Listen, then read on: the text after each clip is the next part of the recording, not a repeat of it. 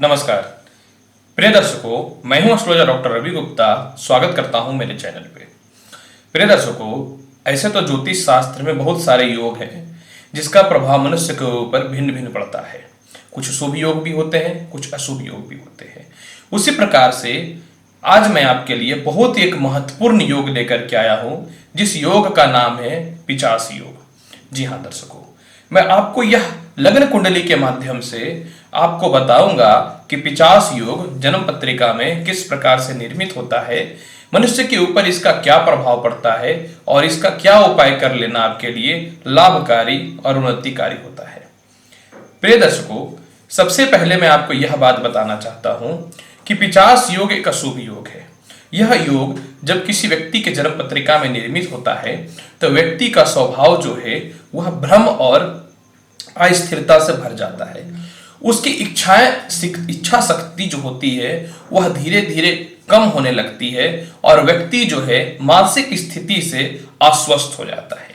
साथ में किसी व्यक्ति के मन में अगर पॉजिटिव एनर्जी ना आए, पॉजिटिव सोच ना आए, तो फिर वह ऐसे भी सक्सेस नहीं हो सकता। अतः यह पिचास योग जो होता है मनुष्य के जीवन में नकारात्मक सोच देता है और जिस कारण से उसका जीवन जो है बहुत अच्छा नहीं रह पाता है। तो चलिए सबसे पहले मैं आपको बताता हूं कि जन्म पत्रिका में पिचास योग की उत्पत्ति होती किस प्रकार है।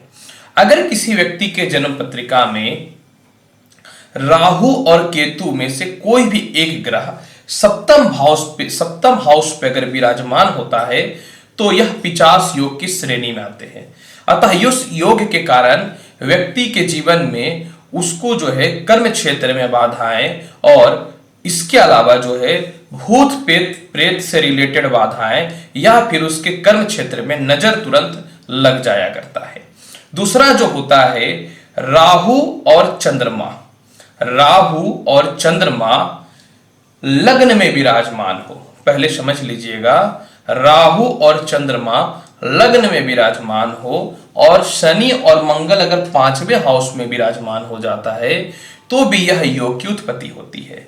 इस पिचास योग के अंतर्गत में क्या होता है कि चंद्रमा भी पीड़ित होता है और मंगल भी पीड़ित होता है।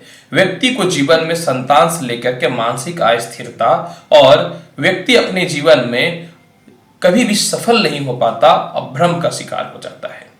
दूसरा यह मैं आपको बताना चाहता हूं कि अगर लग्न में राहु और शनि विराजमान हो जाए तो भी पिचास योग की उत्पत्ति होती है।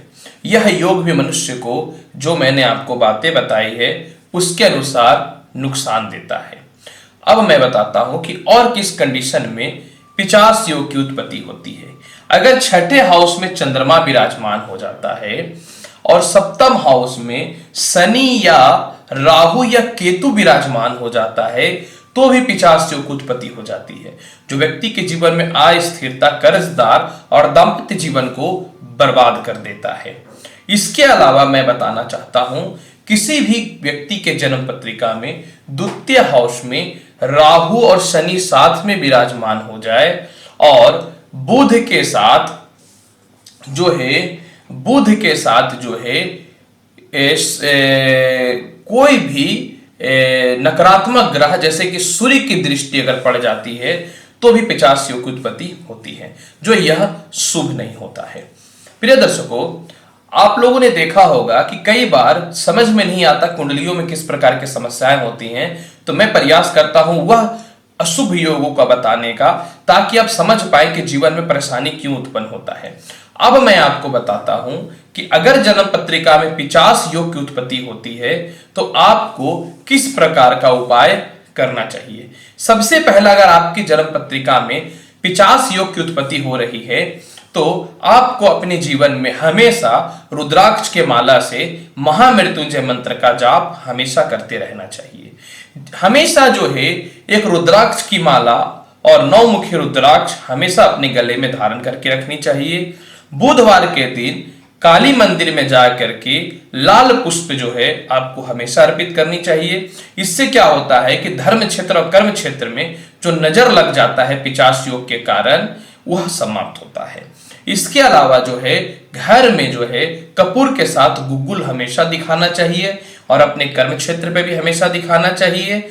मोर पंख अपने पास हमेशा रखना चाहिए और हल्दी का पौधा घर में लगा करके जो है पूरब की ओर या दक्षिण दीवार की ओर हमेशा उनको जो है जल देना चाहिए और पूजा करना चाहिए। तो इस प्रकार के योगों की समाप्ति होती है और जीवन में जो है बढ़ोतरी का रास्ता प्रारंभ हो जाता है। प्रिय दर्शकों, आज मैंने आपको 50 योग के बारे में जानकारी दी है। चैनल अच्छा लगता है तो लाइक करिए, शेयर करिए, सब्सक्राइब करिए। मिलूंगा नेक्स्ट एपिसोड में और ज्ञानवर्धक जानकारी के साथ। तब तक के लिए नमस्कार। ईश्वर की कृपा आप हमेशा बनी रहे। हर हर महादेव।